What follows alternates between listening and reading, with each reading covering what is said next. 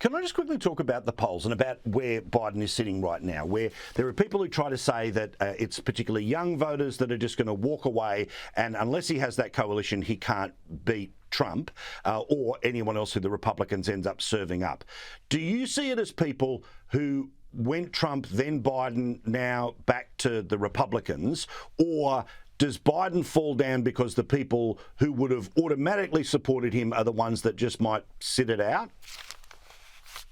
I think it's a combination. I don't think these are Trump voters who then went Biden. I don't think that. I think Biden's core constituencies are abandoning him. The young people think he's too old, period. And they're not totally closed-minded on age, because some of them have been migrating to Trump, some of the young people, because Trump is still vibrant. We think. We haven't seen much of it. But certainly he's had to be more vibrant than Joe Biden is, because my potted plant over there is. So for the young people, the elderly nature of Joe Biden, his shuffling, his wandering, his confusion, his thinking the dead people are alive and the alive people are dead, is a real problem.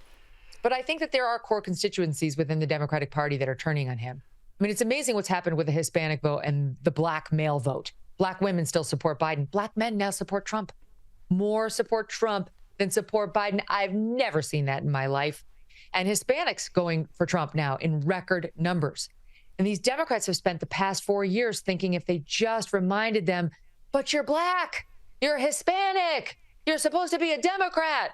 It's an election strategy, and it's not working. Remember, we're all in the same cabal. We're oppressed minorities. The Democrats are for people like that. The Republicans hate them. They're the bigots. They're the racists.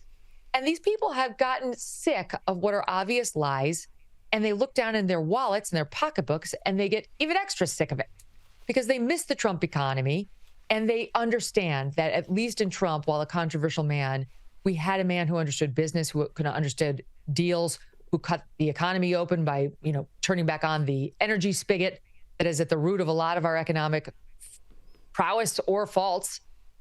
We weren't in 3 world wars or at the brink of one, right? We didn't have Ukraine. We didn't have the Middle East on fire. And so I think that those are people who genuinely, if they may not vote for Trump, but they understand Biden is the one who got us in this trouble, and they can't possibly see themselves voting for him again. Now, this might be too inside baseball, but I'll try it anyway. You're obviously somebody who has interviewed President Trump. You're about to host the next Republican debate. What efforts have you made to reach out to him to say, hey, come on, it's me. Come on, come and debate them? Well, other than retweeting a post on X, nothing. I would love for Trump to show up, but I have enough humility to understand that my personal pleas will not be the decision maker. I'm pretty sure he knows I would love to see him.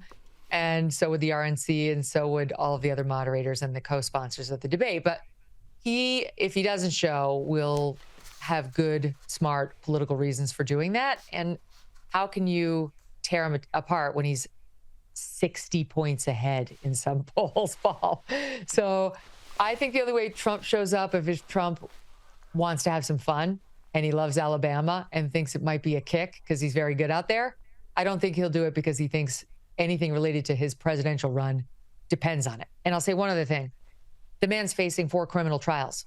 I mean, what does he really want to do anything or say anything extra? Then he has to, given the fact that anything he says can and will be used against him. And he'll have, I wouldn't be an enemy to him, nor would my co-moderators. But in most of these debates, you're going to have people out there who asking the questions who can't stand him. And you're going to have 3 people on the stage, or at least 2 out of 3 around him who can't stand him or who want to bring him down. So it's full of peril, and the upside is not that great.